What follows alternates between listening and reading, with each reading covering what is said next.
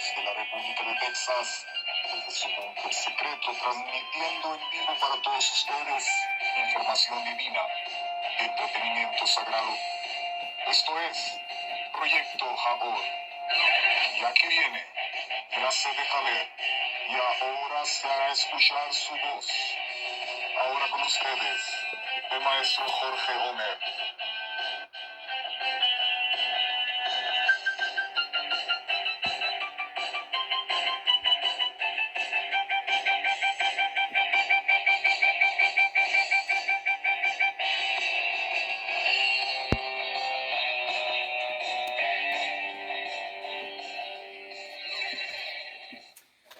Aló, buena tarde. Estamos una vez más. El buen Dios del cielo nos permite estar juntos, unidos.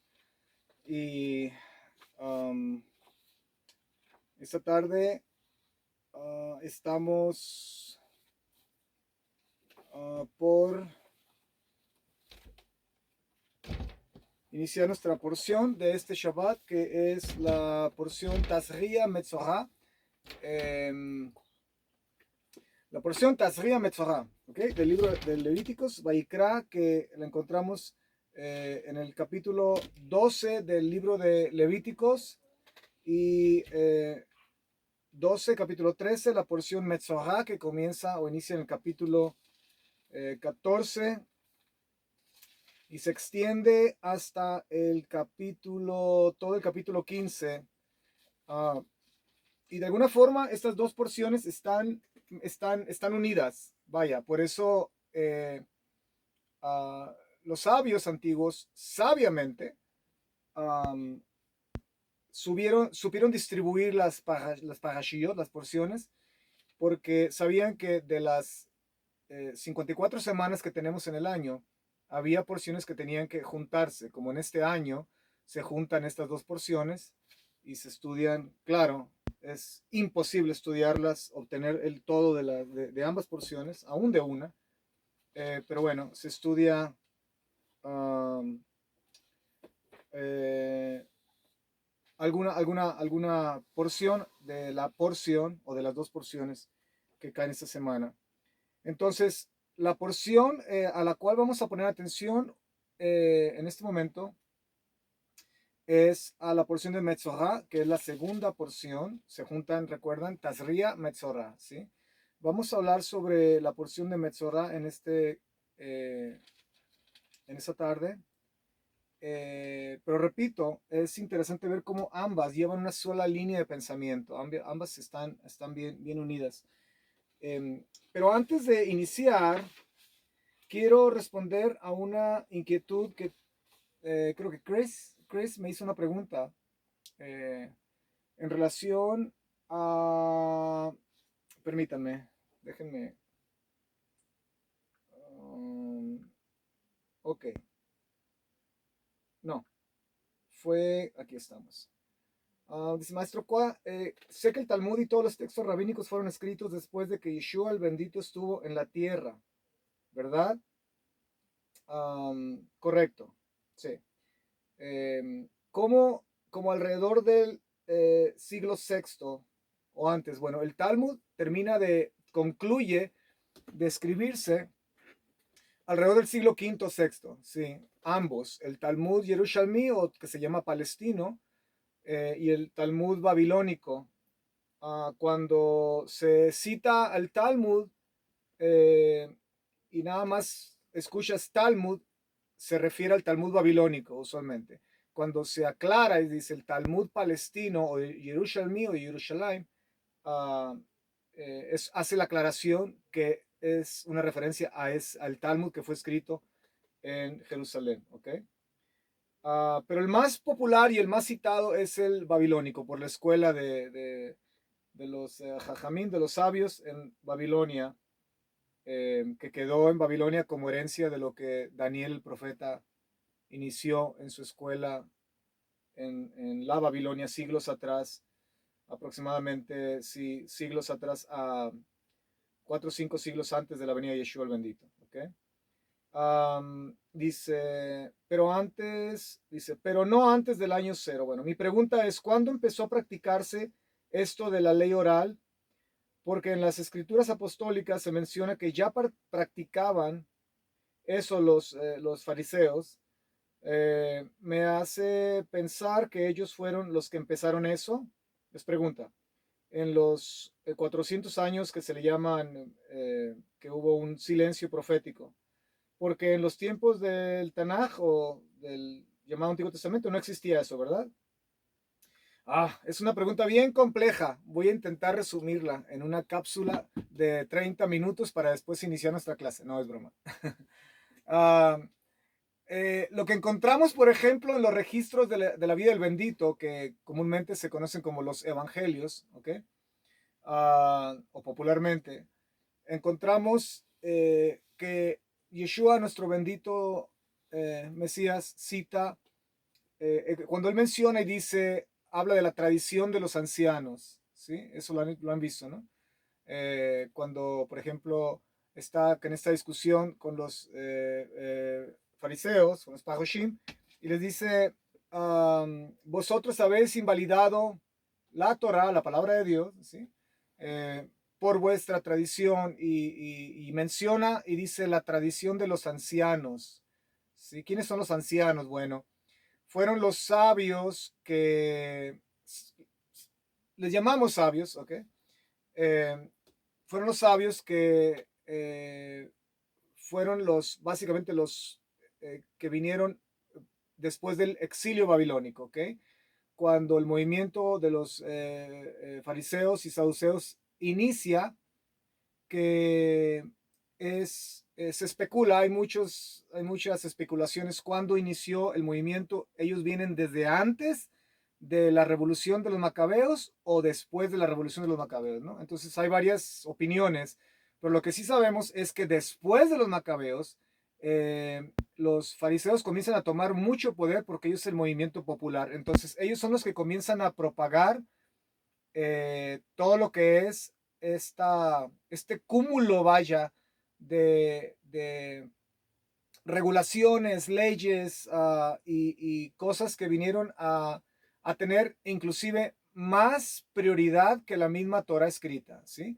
Entonces, ya para el tiempo de Yeshua el bendito, la ley oral ya estaba establecida como algo inclusive superior a la Torah, a la palabra de Dios. Y estudiamos una vez eso y creo que necesitamos volver a estudiar esa clase porque hay mucho polvo en el aire en relación a un sinnúmero de rabinos hoy día que constantemente están haciendo alusión de la ley oral, la Mishnah, ¿ok? Que Mishnah en hebreo significa algo que se repite, repetitivo, repetición.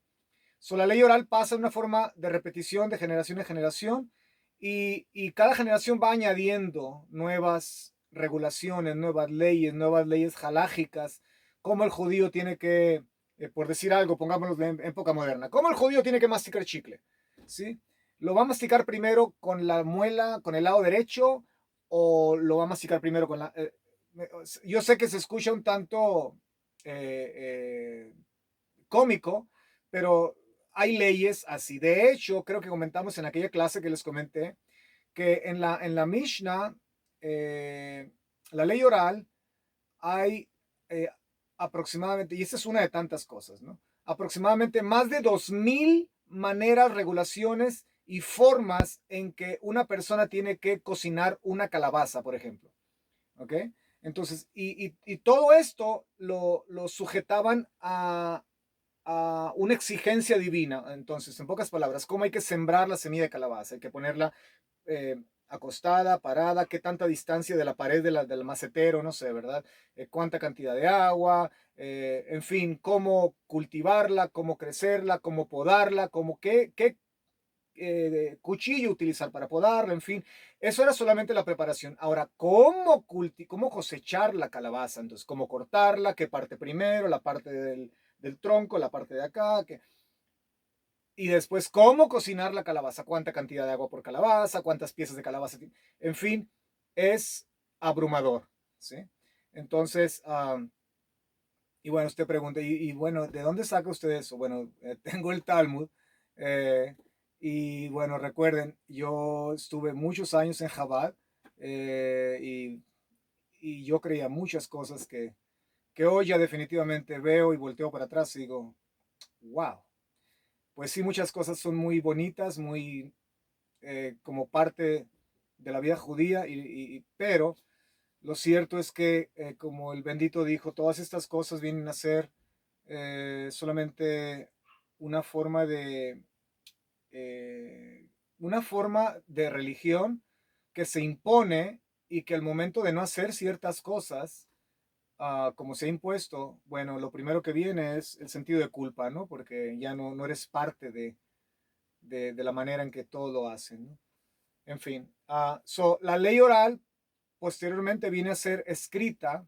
eh, Rabbi Yehuda Hanasi, que interesantemente se cree que él era pariente lejano, algunos tienen alguna hipótesis o teoría sobre eso, sanguíneamente de Yeshua nuestro Señor. Mira qué interesante. Y es Yehuda Hanasi en el siglo segundo el que empieza él con la idea de, bueno, el templo lo destruyeron, persecuciones, estamos esparcidos, hay que poner por escrito toda esta ley oral que ha sido transmitida de generación en generación. Entonces, todo ese cúmulo de información, vaya, es puesta en lo que se llama hoy el Talmud, que Talmud viene de la palabra talmid o estudiante, ¿sí? Y, al Talmud se le añade después la Gemara, a la Mishnah, perdón. La Gemara es la interpretación de la Mishnah, entonces ya tenemos ahora en el Talmud, la Mishnah es la interpretación de la Torah, entre comillas, y la Gemara es la interpretación de la Mishnah. O sea, tenemos la interpretación ¿sí? Añadido a eso se añaden aproximadamente un cúmulo de 5.000 parábolas que contiene el Talmud. Añadido a eso también perdón, tenemos un sinnúmero de historias, folclore, midrashims, midrash, y también un sinnúmero de cuestiones que tienen que ver con, aunque usted no lo crea, superstición.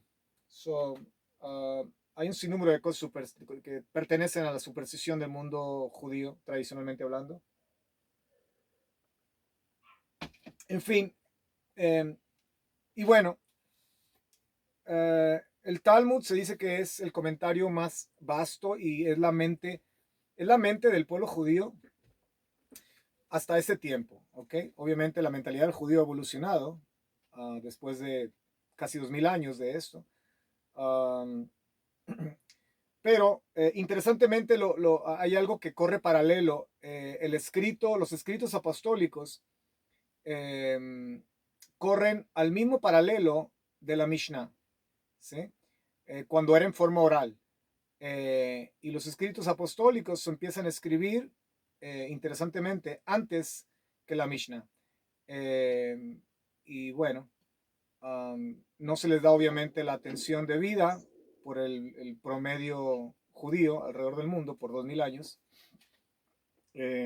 cuando, cuando los escritos apostólicos es pura literatura hebraica, vaya, o judía, si quieres llamarla, ¿no? Pero sí, en el tiempo de los apóstoles, de los Shalichim, sí existía la Mishnah. De hecho, hay citas en el Brit Hadashah, el Nuevo Testamento de la Mishnah, eso lo podemos discutir en otro tiempo. Hay citas que provienen, de hecho, de la mente rabínica, de los sabios que lograron ser introducidos en el Nuevo Testamento, en las escrituras apostólicas. Yeah. No sé si eso responde a tu pregunta.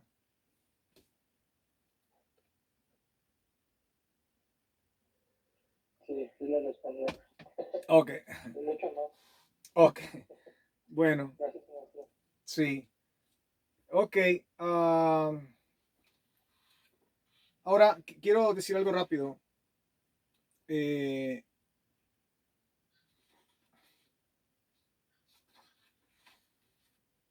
el Talmud es muy complicado. Es extremadamente complicado. Y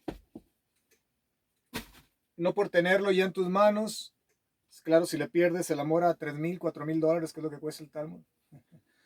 um, si le pierdes el amor, puedes tener uno, ¿no? A esa cantidad de dinero. Yo lo tengo en DVD room, en CD-ROM, perdón. Y bueno, pero es muy complejo. No por tenerlo en español o en inglés lo vas a comprender. No, los conceptos y todo es muy... Tienes que saber terminología hebraica, talmúdica, para poder comprender, aún en el español. Es como si leyeras algún tipo de libro de medicina, vaya, ¿no? Eh, Sabes español, entiendes lo que lees, pero realmente no comprende los conceptos, no es igual. Y bueno, hay que ser cuidadosos porque también hay un sinnúmero de cosas en el Talmud que son, que aclaran muchas cuestiones de la Biblia, del texto sagrado, pero hay también un sinnúmero de cosas que son eh, delicadas e inclusive hay muchas cosas que están en el Talmud que son anti-Torah, antibíblicas. Sí, y eso, si estudiamos ese curso otra vez, que yo creo que necesitamos volverlo a estudiar, vamos a comprender lo que estoy diciendo, ¿ok? Pero eh, bueno, ok, rápido, rápido, rápido, rápido.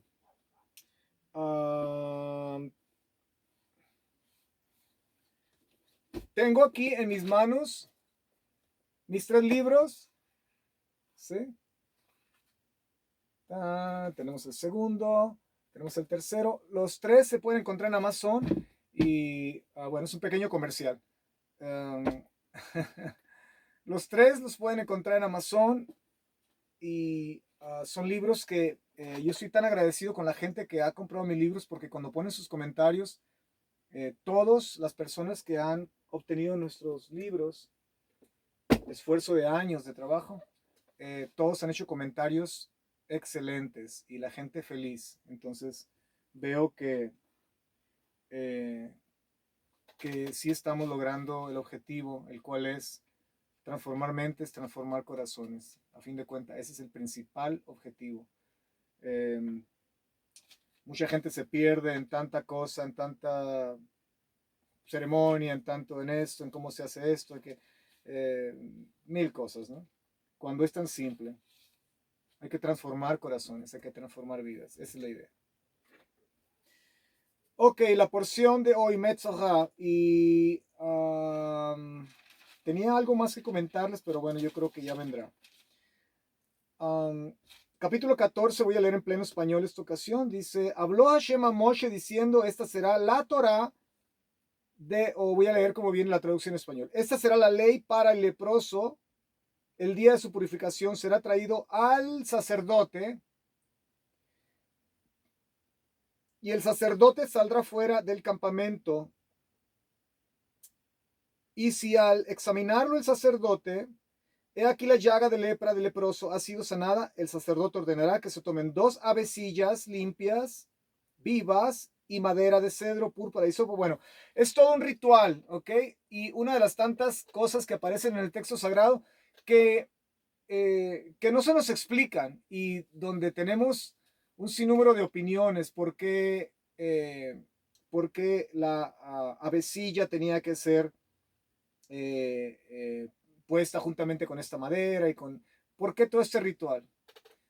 Bueno, muchas opiniones en cuanto a eso, ¿ok?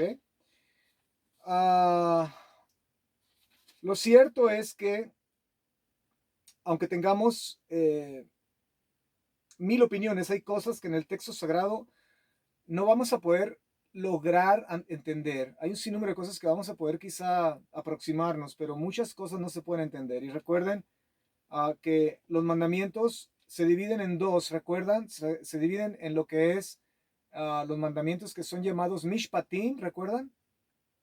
Y los mandamientos que son llamados hukim. Los mishpatim son los mandamientos que nosotros tenemos acceso, que podemos comprender, ¿sí? Como no cometerás adulterio, no tomarás lo ajeno, en fin, no secuestrarás, no no asesinarás. Yo entiendo por qué no debo de asesinar, yo entiendo por qué no debo de robar, ¿sí? Entran en la categoría de los mandamientos que comprendemos, Mishpatim, pero los mandamientos que no comprendemos, como estos, entran en la categoría de Hukim, los mandamientos que no comprendemos, pero si Hashem dice es por alguna razón y es por mi propio bien, entonces lo voy a hacer, ¿sí? Y de hecho hay más mérito, si podríamos usar esa expresión, en nosotros cuando hacemos un Hukim que cuando hacemos un Mishpatim. Porque es fácil hacer algo que comprendemos, pero cuando te quiebras la cabeza y te sale humo y dices, pero ¿por qué? ¿Por qué tengo que hacer esto? ¿No? Y lo haces, wow. Hashem se levanta y se quita el sombrero y dices, wow, aún no entendiendo, haces lo que te mando, ¿sí? Haces lo que te digo por tu propio bien. ¿Sí? Y viene una bendición enorme de parte de Dios para nosotros. Yeah. So, mencioné hace un instante acerca de la porción previa Tazria, que también trae esa misma línea de pensamiento sobre el leproso, que entre paréntesis, la palabra leproso no existe en la Biblia, ¿ok? La palabra lepra no existe. Esto vino a ser introducido por un científico, un médico Hansen, que de hecho era como se le llamaba la lepra antes, el mal de Hansen, algo así, porque él fue el que descubrió esa clase de lepra, que es la que conocemos hoy día, ¿sí? Que se te cae la piel y que pierdes la sensibilidad y todo ese tipo de cosas, ¿no? Pero realmente en el texto sagrado no existe la palabra lepra. Es una palabra que fue introducida en nuestras versiones y que fue básicamente puesta en nuestros vocabularios. Leprosy en inglés, lepra en español, un poco más de un siglo posiblemente. ¿Sí? O sea, es básicamente nueva esta, esta palabra, lepra. Pero la palabra que existe en el texto sagrado es Zaharaat, ¿sí? Zaharaat, que lo que significa es simplemente una enfermedad que ataca la piel o que viene de dentro y que se, se manifiesta en la piel, ¿sí? Se exterioriza. Y se cree que en los tiempos bíblicos existían, los números varían entre 70, 80 o más diferentes categorías de Zaraat o de enfermedades de la piel. No era una enfermedad nada más como comúnmente se entiende, ¿sí? Eran un sinnúmero de enfermedades, unas eran muy graves, otras eran menos graves, en fin, era muy variado el problema de la Zaraat. So, el capítulo 13, el capítulo previo, inicia muy similar a el capítulo 14 de la porción que estamos leyendo, que dice, habló Hashem a Moshe y Aarón diciendo, cuando un hombre tenga en la piel de su carne hinchazón o erupción o mancha blanca y se convierte en llaga de lepra, una vez más aquí es Zaraat, una de las muchas enfermedades de piel, en la piel de su carne, será llevado al sacerdote Aarón, al Cohen, al sumo sacerdote, o a uno de sus hijos, los sacerdotes. ¿Sí? Y el sacerdote examinará la llaga de piel, y si el vello que hay en la llaga se ha vuelto blanco y la llaga parece más hundida que la piel de su carne, es llaga de Zaraat, o en sus Biblias aparece de lepra, ¿verdad? Es llaga de Zaraat. El sacerdote lo reconocerá y lo declarará inmundo. ¿Ya?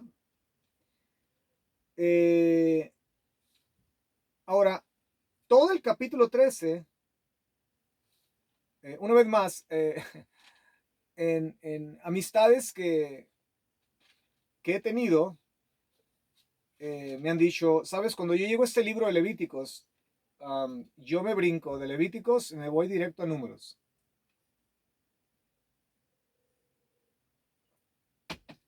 ¿Cuál es el punto de Dios de darnos una prescripción médica de ponernos todo un ritual, una ceremonia para sanar algo que ya no existe, algo que ya no tenemos. ¿Sí? ¿Cuál es el punto de este libro? De darnos la manera de cómo diagnosticar las diferentes formas de enfermedades que había en la piel. Para mí eso es obsoleto, no tiene sentido. Prefiero irme a un libro que entienda más, ¿no? El libro de números, bueno, que nos habla de historia y cosas que puedo comprender. Bueno, por alguna razón, el libro de Vaikra Levíticos quedó en el centro de la Torah. ¿Sí? Y recuerden, interesantemente, en la comunidad judía ortodoxa, el primer libro que los niños comienzan a leer después de aprender el Shema, ¿sí? Es el libro de Vaikra, el libro de Levíticos. Pero un libro que habla de sacrificios, de sangre, ¿pero por qué? Bueno, porque el niño tiene que aprender desde pequeño, ¿sí? Que no todo es nuestro, que todo le pertenece a Hashem. La idea del sacrificio era todo esto, todo te pertenece, ¿sí? Yo te pertenezco, ¿ya? Y aún lo que más yo amo, ¿sí?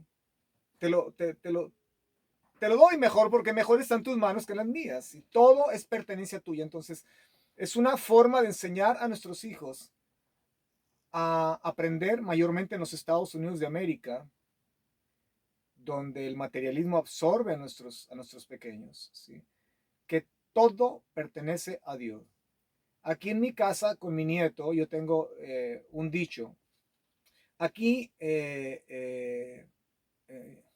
y no, nada que ver con el socialismo, porque yo soy en total desacuerdo y en contra con el socialismo y el comunismo y todos esos ismos. Pero aquí en casa, yo le digo a mi nieto, cuando él me dice, porque los niños lo primero que aprenden a decir de pequeños es mine, ¿verdad? Es mine, es mío. Son las primeras palabras que aprenden. Y yo lo que le digo es, préstame, hijo, tu juguete. This is not yours. Esto no es tuyo. This is all of us. Esto es de todos nosotros. Es de tu abuelita, es de tu mamá, es de todos nosotros. Y me pongo a jugar con el niño, ¿sí? Y más tarde viene y me dice, Poposaba, porque es como me dice él. Me da el juguetito, me lo pone en la mano, porque como que está entendiendo de que es de todos nosotros. Si no es solo de él, ¿ya? Entonces, enseñar a nuestros hijos que la virtud de compartir, la idea de que no poseemos nada realmente, todo le pertenece a Hashem, ¿sí? Todo le pertenece a Hashem, porque todo le pertenece a Hashem, solo administramos, entonces, ¿qué hay que hacer? Compartirlo, ¿sí? No es mío, es de todos, ¿sí? Y a través de todo este capítulo 13, cuando llegamos al verso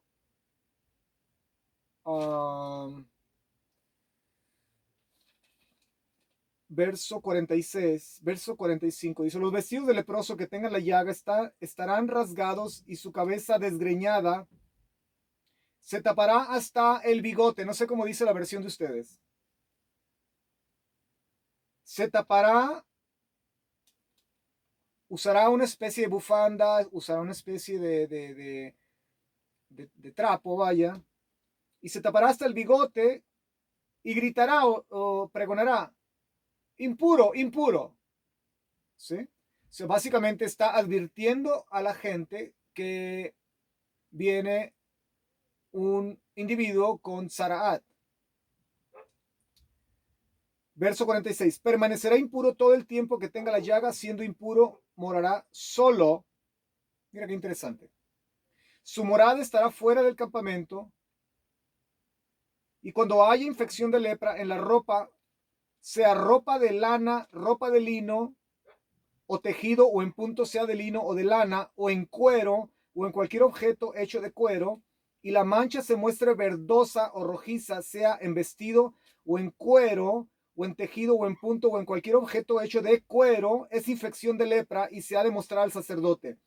El sacerdote observará la infección y hará aislar al infectado durante 7 días. El séptimo día observará la infección, se va a estar aislado 7 días, luego regresa, y si la infección se ha esparcido por el vestido o por el tejido o por el punto o por el cuero, cualquiera que sea el uso del cuero, la infección es una lepra maligna, es impuro, y quemará el vestido o el tejido o el punto de lana o de lino o cualquier objeto de cuero infectado porque es lepra maligna, se quemará al fuego, etcétera, etcétera, etcétera. Si tú cuentas todas las veces que aparece esta palabra, y recuerda que cuando algo es repetitivo en el texto sagrado es porque nos está tratando de llamar la atención. Cuero, cuero, cuero, lino, lino, lino, lana, lana, lana. Hay un énfasis en estos tres elementos que son, eran tres elementos que se utilizaban para vestirse: el cuero, la lana y el lino, ¿sí? Entonces sabemos que había Zaraat que inclusive afectaba a las piedras, imagínate, afectaba las paredes de casas. Había veces que casas tenían que ser demolidas e incineradas para eliminar ese tipo de, de mal. Pero aquí el énfasis lo pone en el vestido, ¿sí? Ahora, nuestros sabios, y creo que hay mucho que escarbar en este asunto, ligaban las enfermedades del Zaraat no como una enfermedad meramente natural. Ellos ligaban la Zaraat o estas enfermedades de la piel con el mal uso de nuestra lengua. Eso lo hemos sabido, ¿verdad? Ya. Lo que conocemos como la Shon Hara, y un pecado que es peor aún que la Shon Hara, que es Motzi Shem Ra. ¿Ya? Qué interesante, porque Motzi está asociado con Metzora. Motzi Ra, Metzora. Tasria o Tzaraat es la enfermedad. Metzora, que es el nombre de esta porción, que inicia en el capítulo 14. Metzora es el individuo que contrae la Tzaraat, ¿sí? La enfermedad de la piel.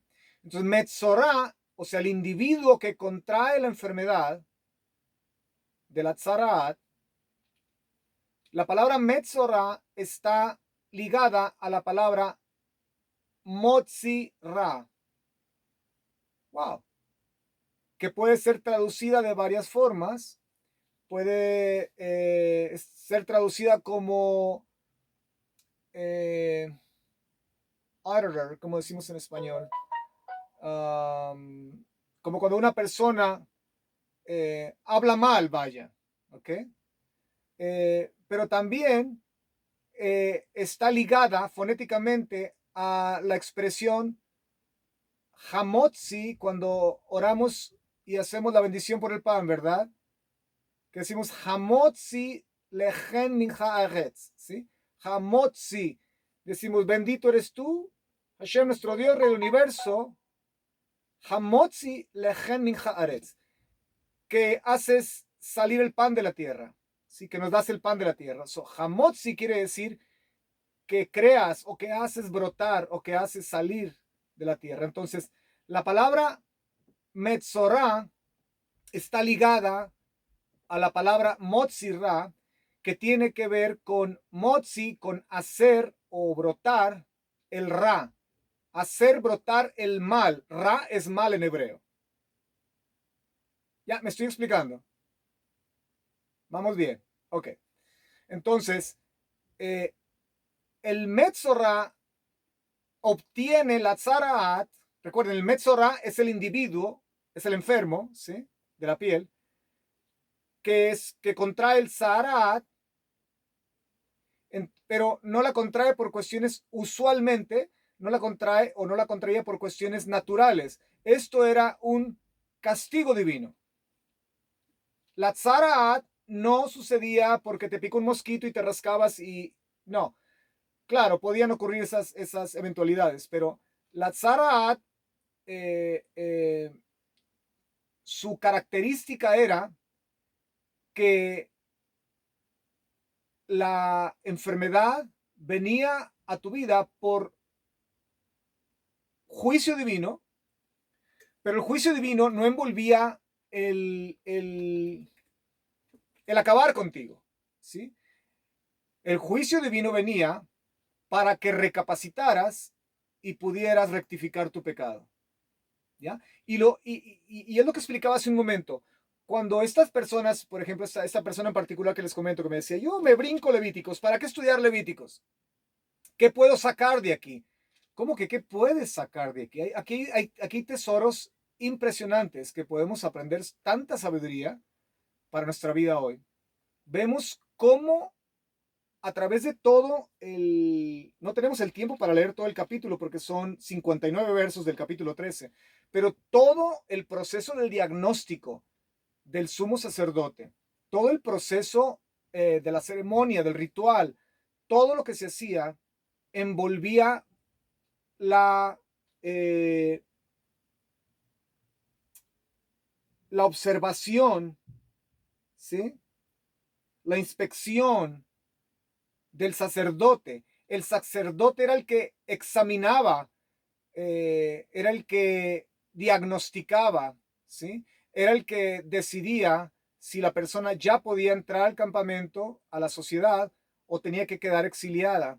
Entonces, vemos todo un capítulo que habla de una manifestación externa cuya fuente es el pecado interno.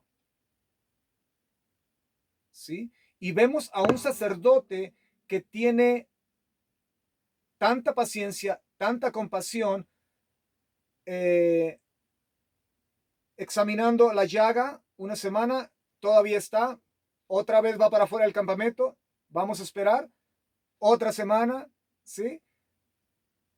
¿Por qué se hacía esto? Porque la idea era que cuando la persona se aislaba, la persona ya no está rodeada de otras voces, de otras influencias. Ahora la persona sola va a empezar a considerar su pecado.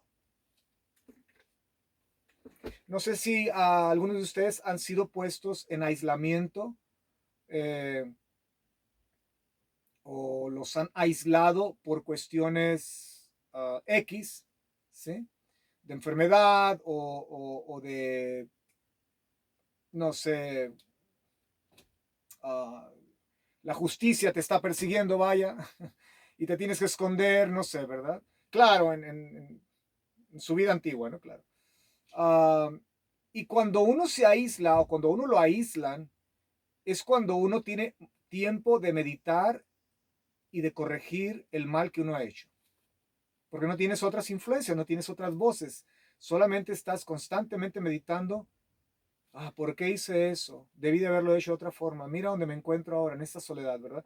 Pero la idea de el sumo sacerdote examinar la llaga y examinarla nuevamente y a la otra semana examinarla nuevamente, tenemos aquí un paralelo de lo que es el carácter divino, ¿sí?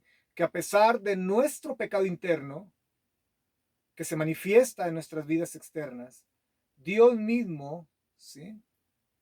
Nos envía a un sumo sacerdote, Yeshua. Y qué interesante, porque Yeshua, el bendito, como sumo sacerdote, él es el único capacitado para decir si nosotros estamos infectados o no, si estamos lavados o no, si estamos limpios o no. No es la sociedad. ¿Tú crees que la sociedad nos va a decir hoy día, oh, déjame definir lo que es pecado, cuando tienen a estos perversos sexuales, ¿sí? En las escuelas, maquillados de mujeres, danzando danzas eróticas para niños de 7, 8 años de edad? ¿Qué es esto? ¿Tú crees que la sociedad va a definir qué es pecado, qué es la infección del pecado, qué es el zaraat espiritual? ¿Tú crees que el Estado, ¿sí? El señor que está en la Casa Blanca en este momento, ¿sí? ¿Tú crees que ese señor que apoya toda esta perversión sexual, tú crees que él, el poder del Estado, va a ser el que va a definir quién es impuro, quién es puro, quién realmente está bien con Dios, quién no? ¿Tú crees que un psicólogo lo va a hacer? ¿Tú crees que un psiquiatra? ¿Tú crees que un trabajador social? ¿Quién va a definir esto? Solo hay un individuo que está capacitado para definir quién es quién está puro y quién está impuro. Y ese es nuestro sumo sacerdote Yeshua el bendito, que a pesar de nuestras impurezas, constantemente Él viene y nos revisa, ¿ya? Y nos examina y nos abre el cuello, el cuero cabelludo para ver si todavía hay una mancha blanca por ahí, que más bien sería negra, ¿no? Que blanca. Ya. Es Yeshua el bendito, el único capacitado para definir qué es pecado y qué no. Es por eso que la gente se molesta cuando nosotros como creyentes decimos, eso no está bien, eso es incorrecto, es pecado. ¿Y quién eres tú para apuntarme? Bueno, déjame decirte quién soy yo. El sumo sacerdote me ha comisionado y me ha abierto los ojos y me ha limpiado de mi zaraat, ¿ok? Y ahora que yo estoy limpio del zaraat, yo estuve donde tú estás, ahora yo puedo decirte cómo salir de allí, del zaraat. ¿Quién eres tú para venir a decirme que yo defino mi relación con Dios? Yo defino qué es pecado. No, nadie puede definir quién es impuro, quién es puro. Solo Dios mismo, ¿ok?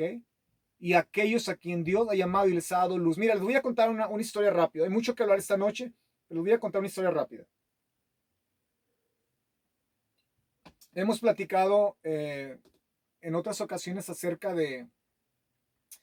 um, de la situación que en un tiempo atrás tuve en esta congregación que me invitaron y me dijeron, necesitamos aquí que nos apoyes como maestro para enseñar a los jóvenes, tú que eres consejero matrimonial, consejero familiar y que tienes experiencia, en fin. Acepté, acepté. Eh, bueno, los líderes de esa congregación eran unos líderes muy buenos, muy nobles, muy gente buena, a quien aún amo. Pero bueno, no voy a contar toda la historia, voy a encapsular esto. Uh, Sucedió una situación con un individuo que abusó de su esposa, el hombre, un perverso sexual, el cual tenía escondida su agenda de su perversión sexual. Todo el mundo supo de su perversión sexual, su adulterio, su adicción a la pornografía abiertamente.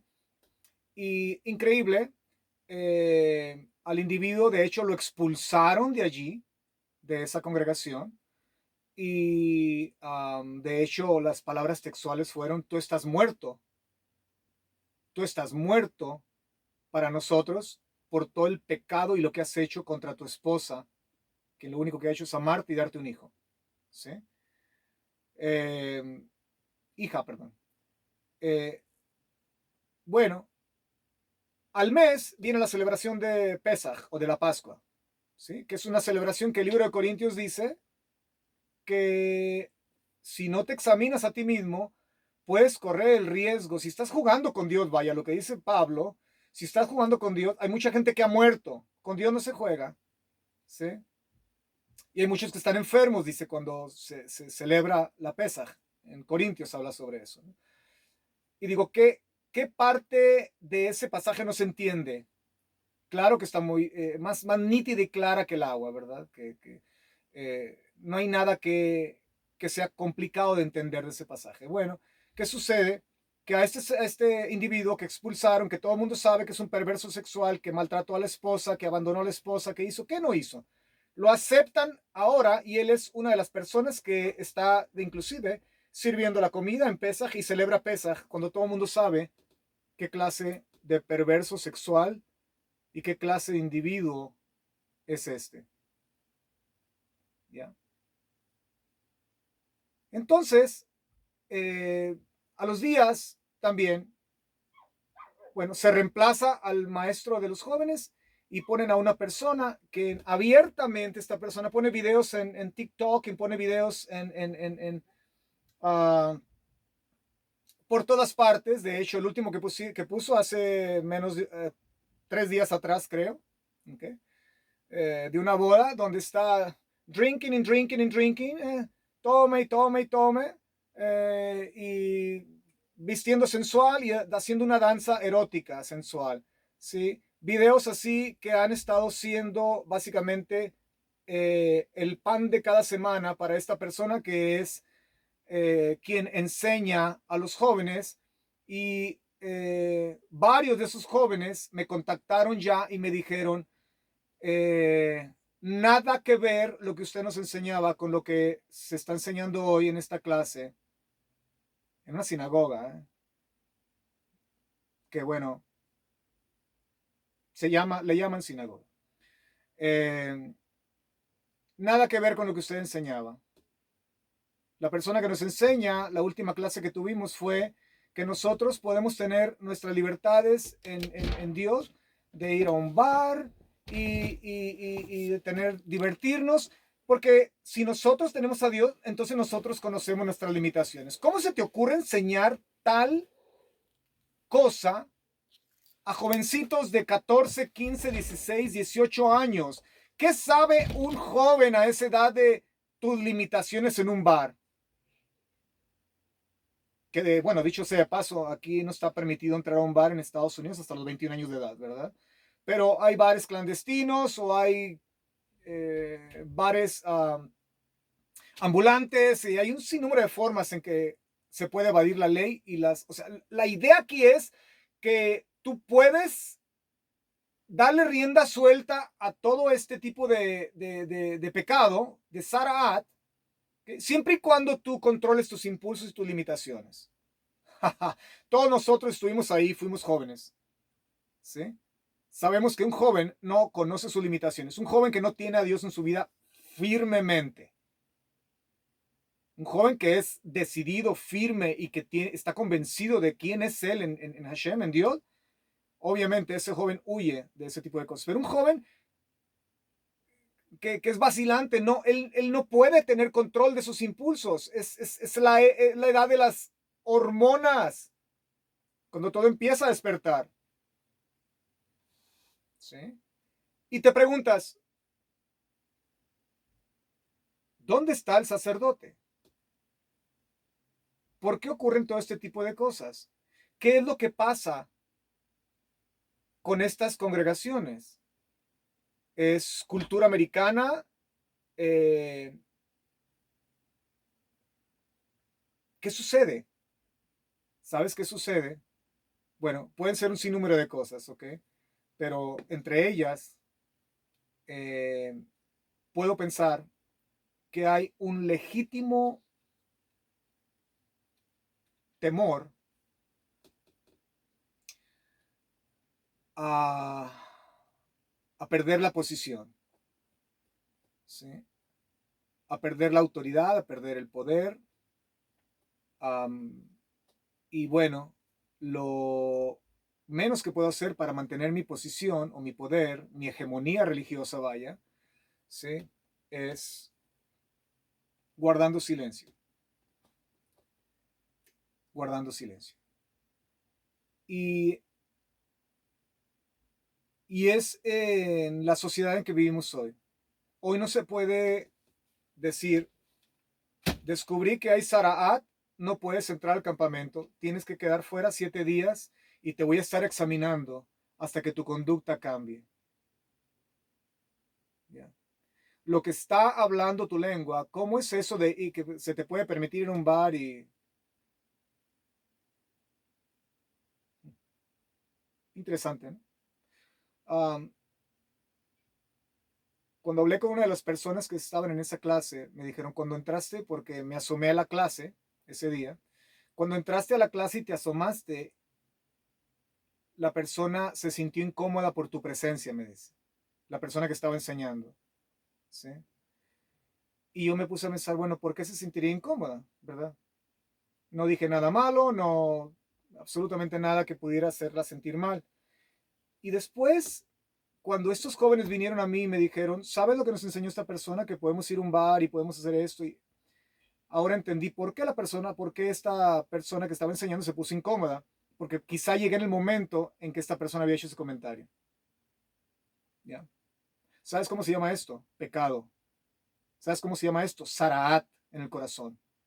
Y yo sé que hay personas de esa congregación donde tiempo atrás estuve compartiendo y no menciono nombres, no menciono lugares, no menciono nada, ¿ok? Porque estaría pecando de lo mismo, de la Shon Hara, ¿ok? Pero las personas que yo sé que me van a estar viendo en este video, a ustedes también les digo, ustedes que aplauden y ustedes que callan, ustedes están pecando. You're sinning big. Y están pecando en grande. Y todos ustedes van a cosechar del fruto de su silencio. Ya, todos ustedes. Todos ustedes. Y si no es que van a cosechar, ya lo están cosechando. Entonces, cuando vengo yo y abro mi boca y digo, esperen, aquí está ocurriendo algo que... ¿Quién no puede entender Corintios? ¿Quién no puede entender que lo que nuestros sabios dijeron? ¿Qué dijeron nuestros sabios? The sin of the youth is their youth. El pecado del joven es su juventud. ¿Que no podemos entender eso? ¿Ya? Entonces, abro mi boca, hablo con ciertas personas, con ciertos líderes, y resulta que mi voz no tiene absolutamente cabida y ni mi opinión vale. ¿Por qué? Porque estaba apuntando a la lepra. Estaba apuntando a la tzaraat, estaba apuntando al pecado. Y es increíble. Entre más pasan los años, más me di cuenta que el rechazo y la persecución contra genuinos hijos de Dios no va a venir por parte del Estado, aunque lo va a hacer más adelante, de hecho ya lo está haciendo, pero va a venir de dentro, va a venir de la sinagoga, va a venir de, si eres cristiano, va a venir de las iglesias cristianas, va a venir de dentro hacia afuera. ¿Ya? Porque eres un intolerante, porque hablas mucho del pecado, hablas mucho de la santidad, en fin. ¿Sí? Y bueno, por demás está decir prepárense, porque eso es lo que estamos viviendo hoy día, ¿no? Y mi pregunta es, ¿dónde está el sumo sacerdote cuya tarea es inspeccionar, examinar, ver cómo está la gente, ver cómo está, por qué están sucediendo ciertas cosas aquí que tienen manchas blancas? ¿Por qué existe esta infección? ¿Por qué el Cohen? ¿Por qué el rabino? ¿Por qué el maestro, el pastor? ¿Por qué calla? ¿Por qué no habla? ¿Tiene miedo a quedarse sin gente? ¿Tiene miedo a quedarse sin dinero? ¿Cuál es el miedo? ¿Tiene miedo a quedarse sin el poder? ¿Sí? Porque hay gentes que necesitan estar detrás de un bima, detrás de un púlpito para sentirse ellos con la realización de que están en control, de que están en poder. Pero cuando ven un pecado dentro, cuando ven el Zaraat, no hacen nada. Y tú también vas a pagar si no es que estás pagando ya. Y ya, a ti, que me estás viendo en la cámara. ¿Sí? Terrible, terrible. Hay algo bien interesante y voy a ver si tengo tiempo de entrar a esta cuestión del vestido. ¿Por qué ese énfasis en el capítulo 13 de la previa porción de Tazria? ¿Por qué tanta repetición en la ropa de cuero, lana y lino? Mira, nada más, pone atención a eso. Vamos a ver si nos queda un poco de tiempo, ¿ok? Para hablar sobre eso. Pero me llama la atención el verso 45 que dice, los vestidos del leproso. Ahora recuerda, la lepra viene como un mal, o la tzaraat, es un resultado de un pecado interno, ¿sí? Verso 45 dice, los vestidos del leproso que tenga la llaga estarán rasgados y su cabeza desgreñada se tapará hasta el bigote y pregonará impuro, impuro. O sea, básicamente, como andábamos en los 70s, en los 60s, ¿verdad? Que nos levantábamos de la cama y en lugar de peinarnos, nos despeinábamos. ¿Sí se acuerdan? Bueno, ustedes no se acuerdan, los de acá sí. Los Morales sí, ustedes estaban muy pequeños, ni nacían todavía, sí. Y me acuerdo esa moda que teníamos, que éramos hippies, ¿verdad? ¿Se acuerdan, Morales? Peace and love, éramos hippies, ¿verdad? Ni nos bañábamos, ya, era, bueno, una moda totalmente stinky. Y llama mi atención que se desgreñaba, sí, pero se tapaba, dice, hasta la parte superior, sí. Lo que es esta versión dice, se tapará hasta el bigote. Sí, bigote en el hebreo es Safam se tapará hasta el bigote, ¿ya? Safam, hasta acá, hasta arriba. So, la idea de tapar el bigote es porque el labio superior, ¿sí? El labio superior en hebreo, bigote safam, el labio de arriba es safá, ¿sí? Entonces, safam y safá son palabras de la misma familia que tienen que ver con la parte superior de la boca, que es ya sea el bigote o el labio superior, ¿ok?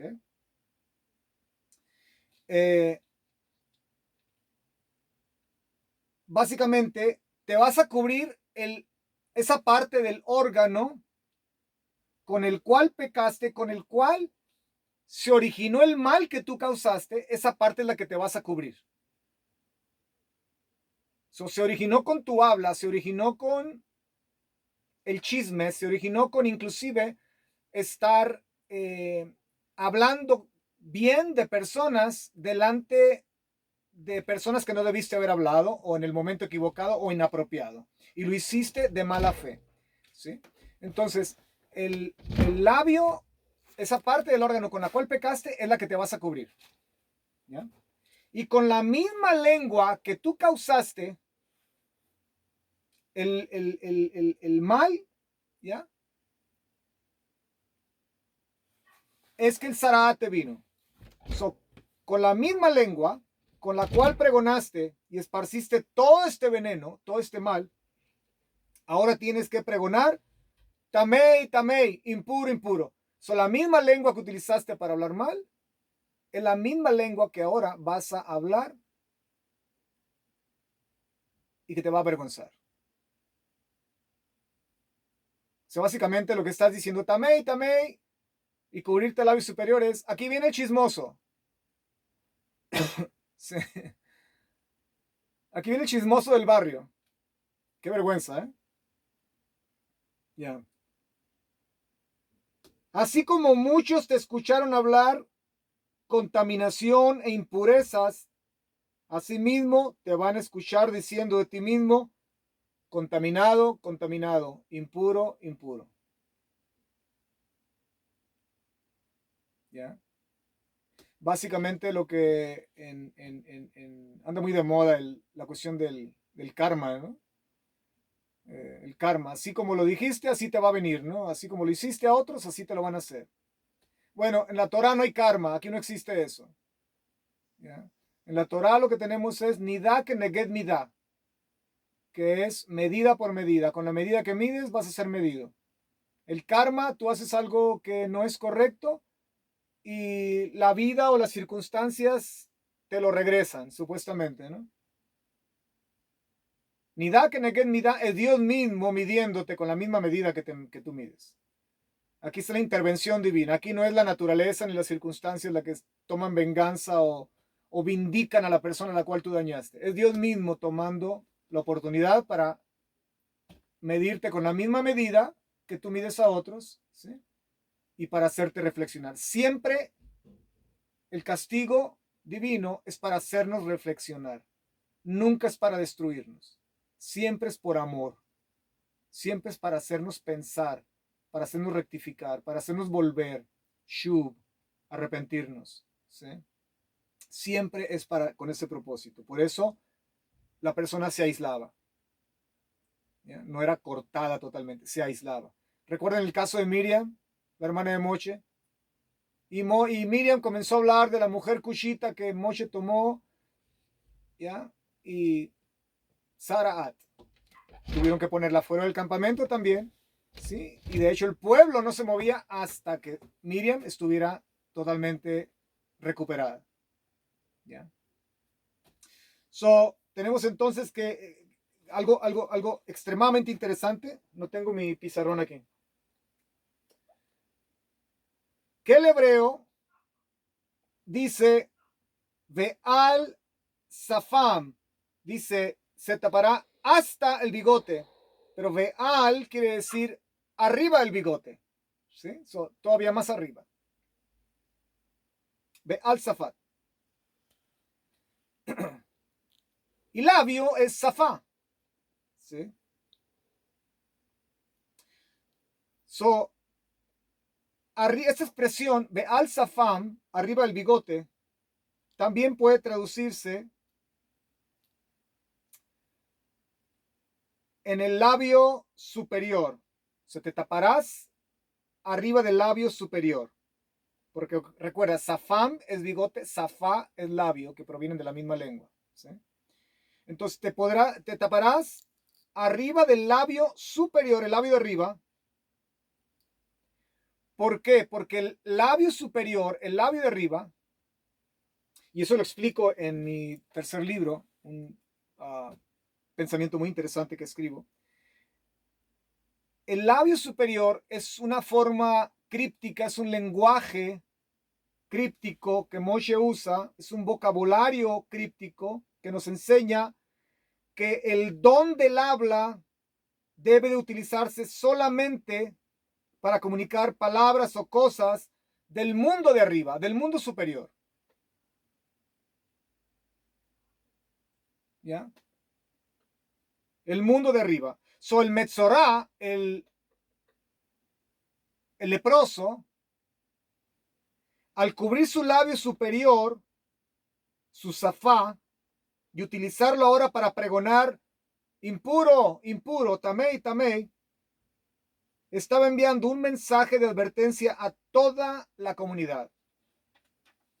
Esto te va a ocurrir si no proteges el habla, ¿ya? La forma en que comunicas. Y hay, de hecho, de eso diserto un poco en mi tercer libro sobre lo que es la sabiduría de arriba y la sabiduría de abajo. ¿Sí? Hashem nos dio dos labios.